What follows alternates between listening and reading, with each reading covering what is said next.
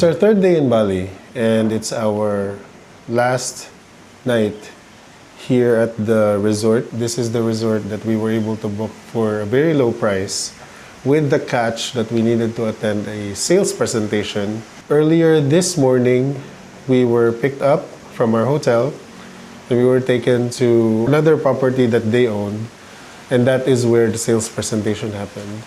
When we were booking this in the travel fair many months back, we were told that this presentation was only going to last for about 90 minutes. But to set your expectation, if you do find yourself in a similar kind of booking, ours lasted for a bit above 3 hours. Before anything, I would like to get this out of the way. We did not buy into their offer. What they will offer pretty much is a timeshare. You will get a membership for the next 30 years. You will be given a few nights a year on any of their or some of their properties worldwide. As someone who likes traveling a lot, this sounds like a very tempting offer. You do get a lot of value for your money, but I would not do it. The money that they're asking for is quite significant. If I would come to a point where that amount is already just a small dot of what I have, then maybe I will consider it. But even with the money out of the way, there's one more reason why I might not. You get limited to where you will be staying in your vacations. Like, I know he said, like, you can still continue using Agoda or Booking.com or Klook. You don't have to always book with us, but honestly, when you get a membership like that, what's the point? I mean, you would want to take full advantage of it, so you would want to, as much as possible, use your membership. I asked him some cities that I intend to visit sooner or later in my traveling life, and they don't even have properties there. That alone is kind of a deal breaker. And even if on places that they have properties, I would be limited to just staying with them, or at least my mind will be limited na dito na lang ko because I have a membership there. When in fact, those other destinations all over Asia and even in some parts of Europe, Central South America that he mentioned, there are other options we can get. If you look at the bigger picture, if you do the math, you're practically paying for every single night that you're staying anyway. But at least, if without the membership, you have more freedom of choice on where to go. You have more freedom of choice on what budget. To my wife's point, we don't always want a fancy villa or a fancy apartment in the places that we go to, because we just sleep on the beds anyway. And the whole point is for us to explore the city or explore the mountains or explore the places that we go to, not the hotel rooms. I did have that mindset from the beginning that I will not buy into anything. So in the end, we did not. We did not. So we were marked safe from that sales presentation. But I wouldn't say it's a complete waste of time. After all, that 3 hours is what afforded us this very nice place. This resort has really good service as well, amazing service. For the money that we paid, for the price that we paid, we got a lot. So the 3 hours was really worth it. Also, I learned a lot. I learned a lot about how these things work. I learned about where I draw the line at things. I learned more about my traveling style personally. And there's one big realization that I also have. That salesperson was selling to us the idea of retirement. And he said, when you retire, then this is the moment that you start going to those places and visiting those places. Probably have retirement money all the time in the world because you don't work anymore. And yes, that's probably true for people with normal lives or with neurotypical families. But I have children with special needs.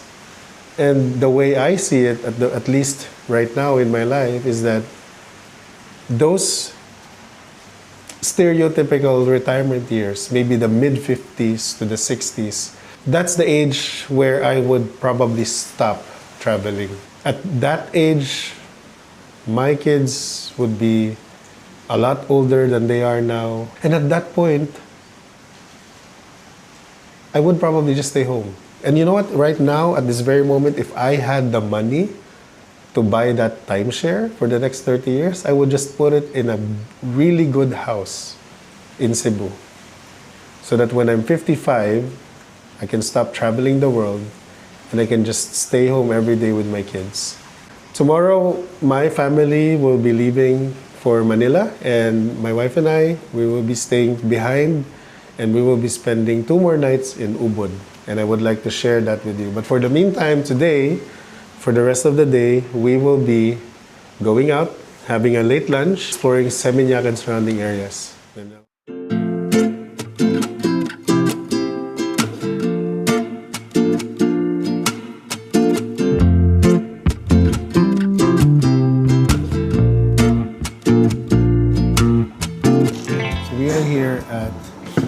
Sate Babi It's a place where you eat pork satay. So this is the pork satay or Sate Babi. Ginger, lemongrass, all the usual. Probably kaffir lime. Kaffir lime. This is satay lilit, ayam. So Lemongrass. it's minced chicken. A lot of lemongrass. Very lemongrassy, yes. Very good. That's good. I also ordered lawar. This is a salad.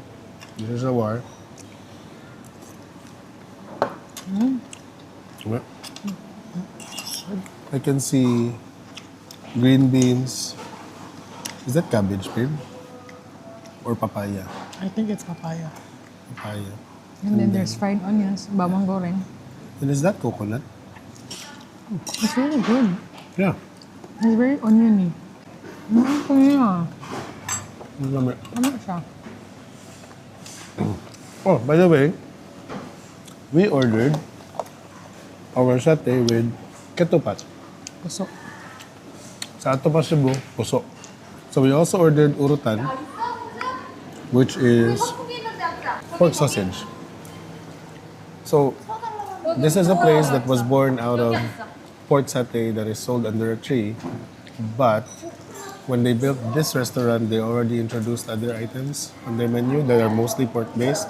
If you're familiar with Babi Guling, they also have that here in Sate Babi Bawapohon. You can also buy these vacuum sealed. So I can imagine like if you're from Java or if you're a local, like if you're from Indonesia but in other islands, you can probably buy these and then bring it home. But we can't bring it home to Cebu because it's meat. That's challenging. The pork sausage is dry, very dry for me. I'm not a fan of it. I think that what they use inside of the sausage is lean pork. That's why it's a little bit dry. Because if you use like fatty cuts of pork inside a sausage, it won't dry up this much, Masat. The thing is, chorizo de Cebu is very fatty and juicy, so this is not our preference when it comes to sausage. You would think that it would be juicy because it's pork. But surprisingly, this chicken minute is juicier than the sausage. We also tried this Indonesian mee goreng snack. It's really good. 17 pesos for 4 pieces. Then in Sate Babi, it's one of those classic examples of same but different. Because it's almost like Pinoy barbecue. That it's red and it's slightly sweet. But then, it has Indonesian herbs and spices mixed in. So it's still kind of different. The puso is not entirely the same.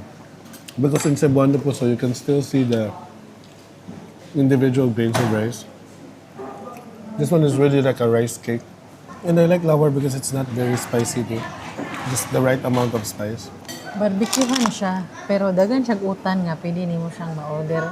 Mo na kulang sa ato. Salad, nga napod silang murag kangkong, nga napod silang murag bean sprouts nga naapoy kuan utanon. Nga naapoy laing sudan. Dami o siya flavor wise. Pero kung naanad ka sa kanang murag inato na barbecue, mabaguhan ka daghang mga dagan siyang spices ana-ana.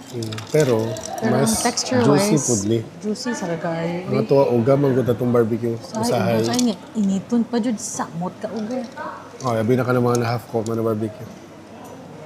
Sometimes our food lacks kanang the intention or the refinement to texture ba. Food establishments are usually pampabusog lang.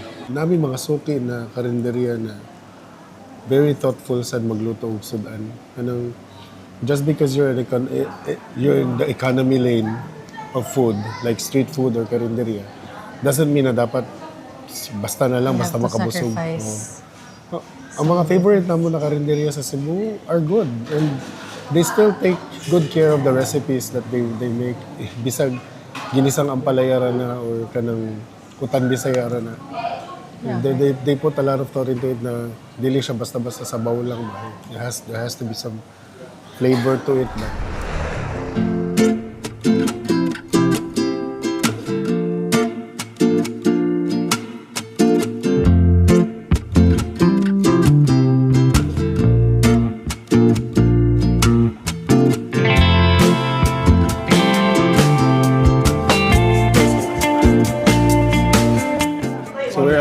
We're at Babi Guling Pakmalin. The specialty here is Babi Guling, which is a dish that is very similar to lechon in the Philippines. It's roast pig. Unlike in the Philippines where you would order like the lechon by kilo, here it's pretty much chopped up and pre-selected for you. There's a bit of meat, a bit of skin, a bit of fried pork. It's served with soup. The soup is made with babi guling. So the meat of the babi guling, they made it into a soup. Munang paratsi. Is it like the sabaw of karkar lechon? Gamay.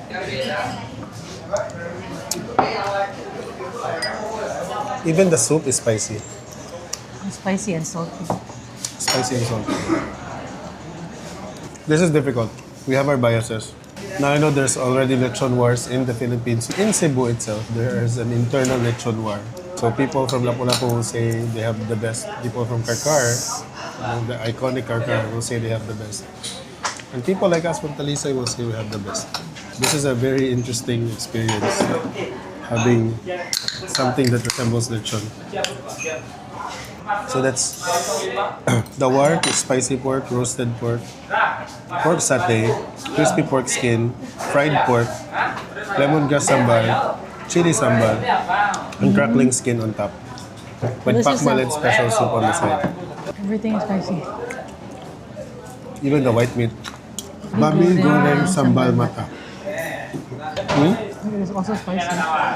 It's just fried pork belly with fresh sambal.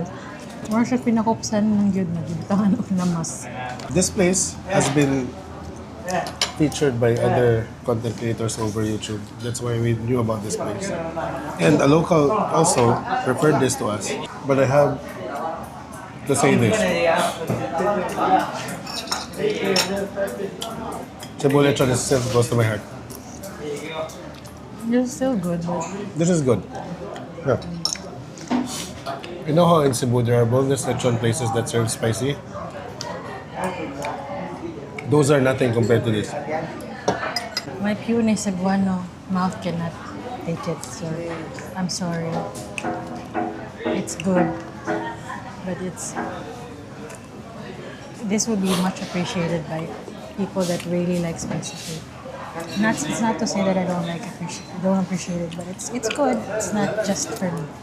I can think of a few friends of ours who would like this. because of the spiciness.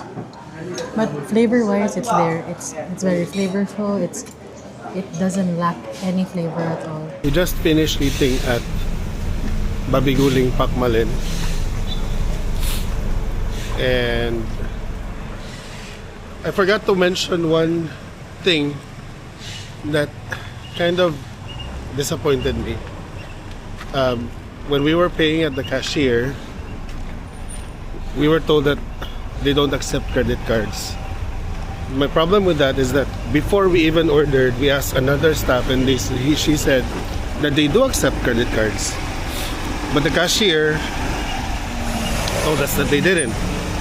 I didn't want to make a big fuss out of that, so I just asked where's the nearest ATM so I can withdraw money. And that's when the cashier just pulled out the credit card machine and gave me the option to pay in credit card. And for me, that was just outright lying. It was like outright lying that they don't accept credit card, that it's cash only. That shouldn't be. I really find that very unacceptable. It was good food, for the record, but I just wish that they would be more honest in that aspect.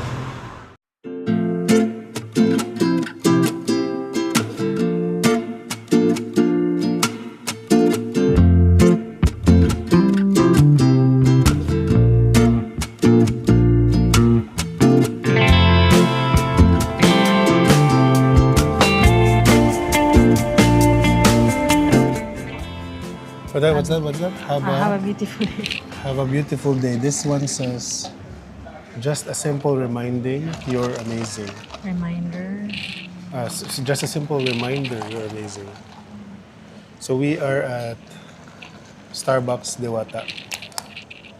And what we ordered is the Dewata latte and the butterfly apple tea. We also ordered the Dewata carrot cake and the pandan cake.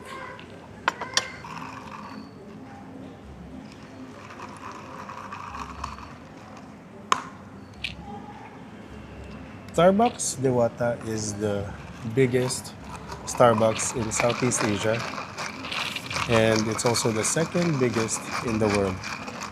This has palm sugar, no? Yeah, I think so. This one is also good. I can really taste the rosemary. Really? It has rosemary and apple. That's right. Dami. This cake has their name on it. It's carrots. Dewata carrot cake. So my only single benchmark when it comes to carrot cake is my wife's carrot cake, which is the best in the world, at least my world.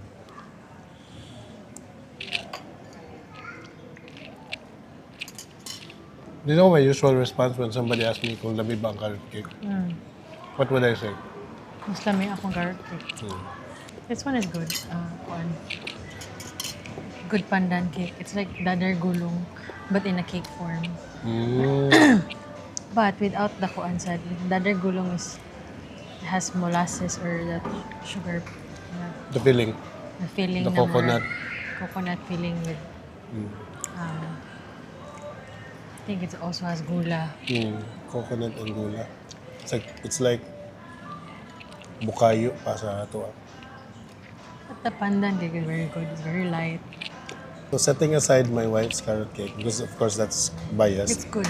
This is good, but nothing mind-blowing about it.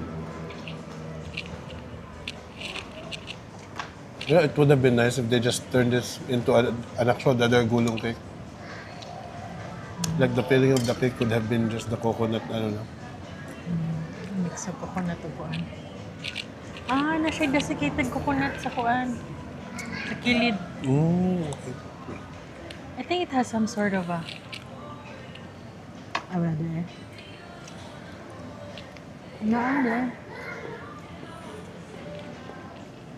No. Desiccated coconut. I think it's really made to mimic the eating Dadar gulong.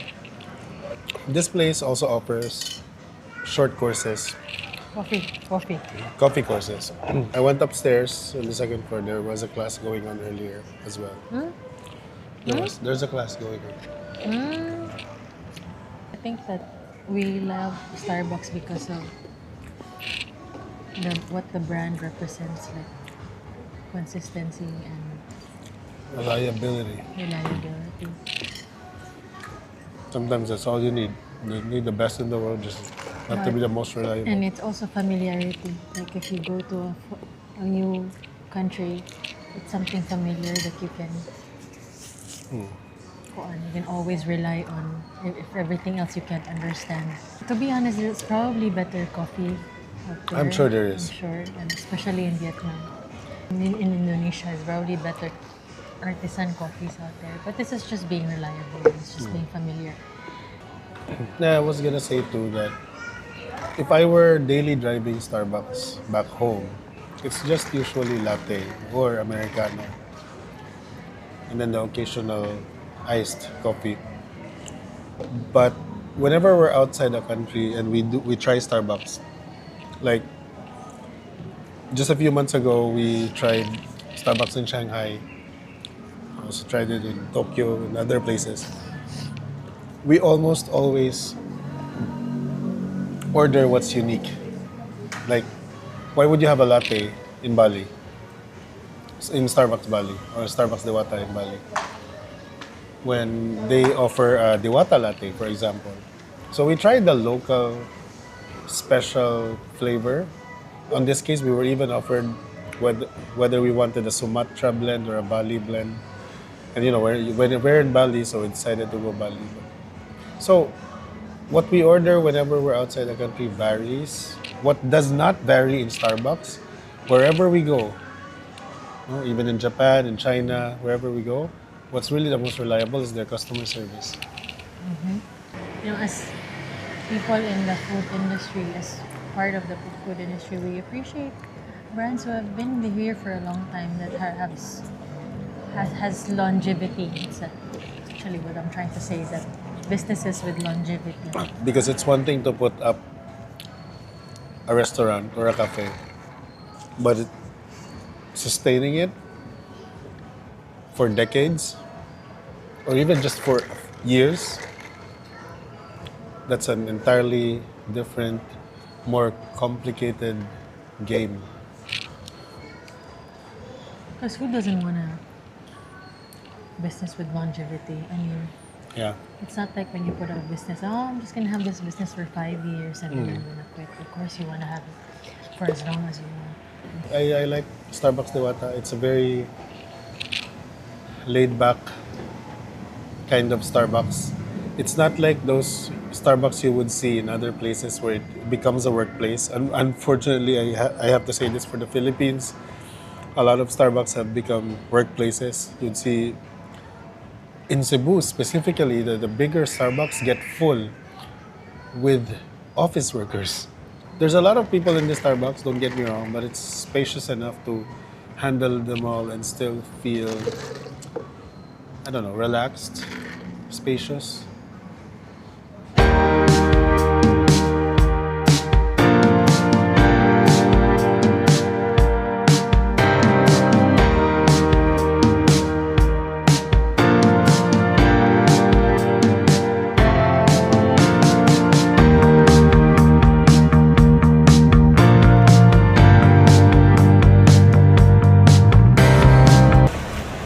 Walking in Ubud, Bali, in the rain.